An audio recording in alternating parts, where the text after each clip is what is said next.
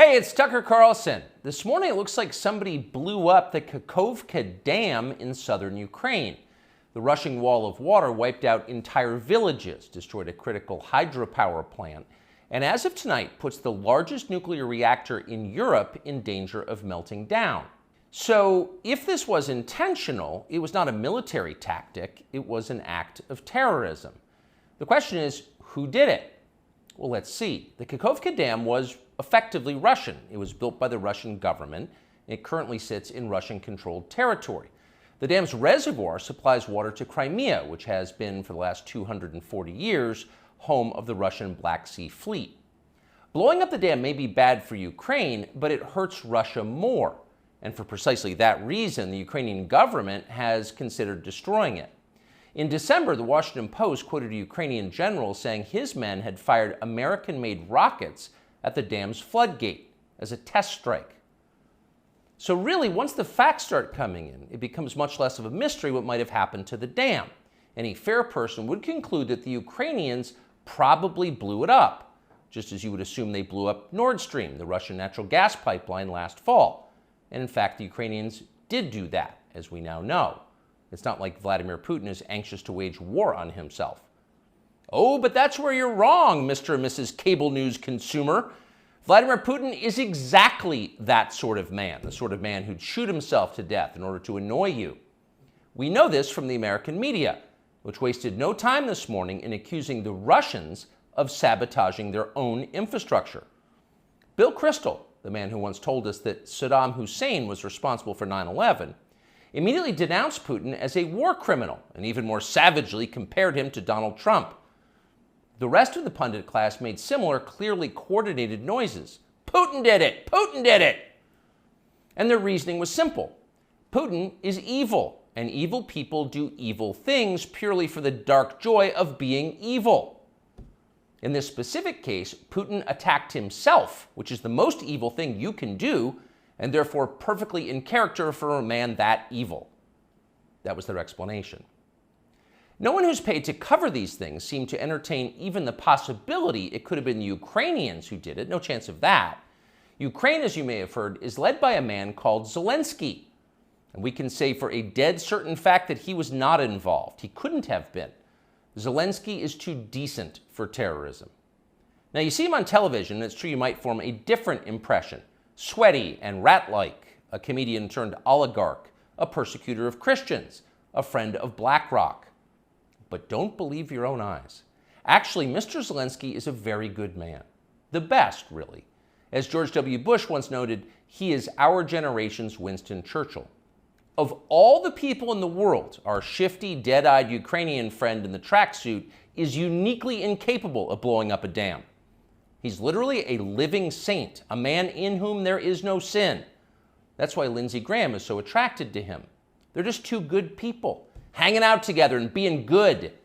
And like all good people, when they meet in person, they spend a lot of time talking about killing people and laughing like friends do. Here's the pair last week. Free or die. Free or die.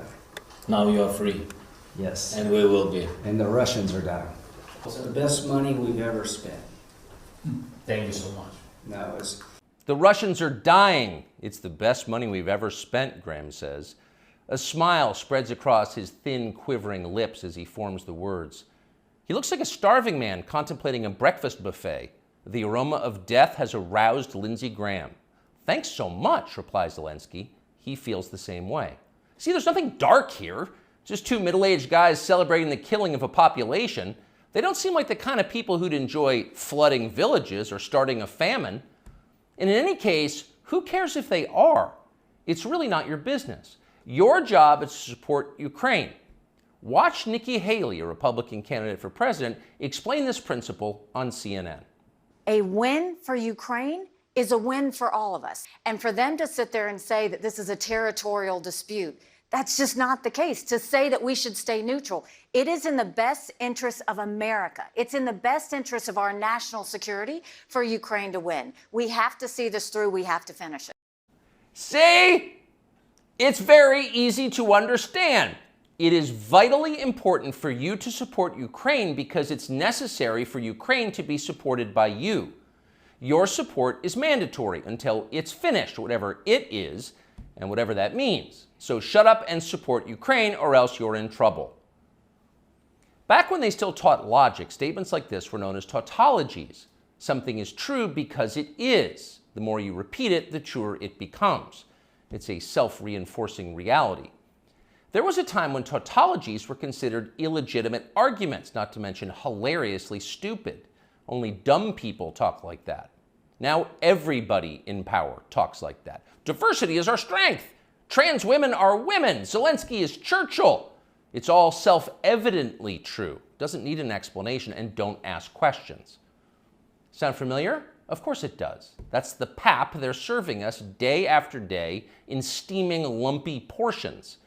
By this point, it's possible that American citizens are the least informed people in the world.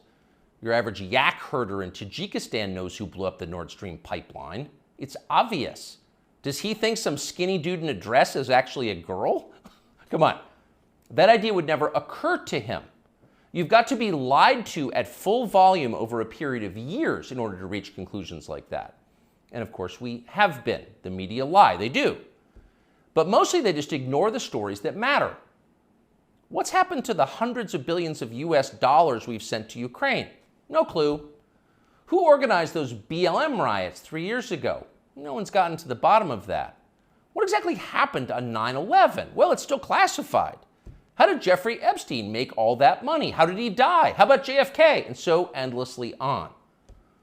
Not only are the media not interested in any of this, they are actively hostile to anybody who is. In journalism, curiosity is the gravest crime.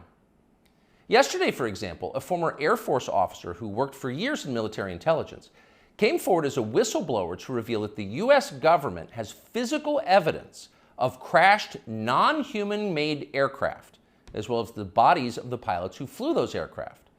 The Pentagon has spent decades studying these otherworldly remains in order to build more technologically advanced weapons systems. Okay, that's what the former intel officer revealed, and it was clear he was telling the truth. In other words, UFOs are actually real, and apparently so is extraterrestrial life. Now we know. In a normal country, this news would qualify as a bombshell, the story of the millennium. But in our country, it doesn't. The whistleblower's account ran on a technology website called The Debrief, which you've probably never heard of. The Washington Post had that story, but decided not to run it. The New York Times, meanwhile, just pretended it never happened. On the front page of the New York Times website this morning, there were 5 stories about Ukraine, as well as 4 stories apiece about Donald Trump, trans people, and climate change, the usual lineup. There was nothing at all about how an alien species is flying hypersonic aircraft over our cities. Not one word. So if you're wondering why our country seems so dysfunctional, this is a big part of the reason. Nobody knows what's happening. A small group of people control access to all relevant information, and the rest of us don't know. We're allowed to yap all we want about racism, but go ahead and talk about something that really matters and see what happens. If you keep it up, they'll make you be quiet. Trust us. That's how they maintain control. When Western tourists first started traveling in large numbers to the Soviet Union in the early 1970s, they found that many Russians had a completely warped understanding of the United States. They thought that Americans lived in grinding poverty, in a state of perpetual race war, and were desperate to flee to the freedom and prosperity of the Eastern Bloc. They thought this because that's what they had been told. They had no way to know otherwise. The few Russians who understood what was really going on in the rest of the world had learned about it from listening to shortwave radio broadcasts, sometimes under the covers so the neighbors wouldn't hear. 50 years later, it is bewildering to consider the ironies here.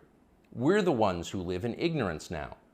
The US government has managed to classify more than 1 billion so-called public documents. So at this point, we can't possibly know what our leaders are doing. We're not allowed to know. By definition, that is not a democracy. Yet it's fine with the media. Secrecy is a powerful tool of control. Stop asking how we got so rich. Here's another story about racism. Go eat each other. That's the program. That's how most of us now live here in the United States. Manipulated by lies, silenced by taboos. It is unhealthy and it's dehumanizing, and we're tired of it. As of today, we've come to Twitter, which we hope will be the shortwave radio under the blankets. We're told there are no gatekeepers here. If that turns out to be false, we'll leave. But in the meantime, we are grateful to be here. We'll be back with much more very soon. People say the news is full of lies.